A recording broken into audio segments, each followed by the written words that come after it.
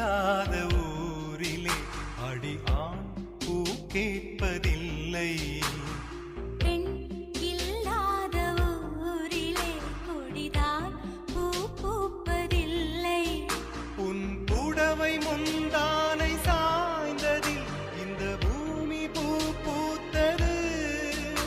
இது கம்பன் பாடாத சிந்தனை, உங்கள் காதோடு யார் சொன்னது?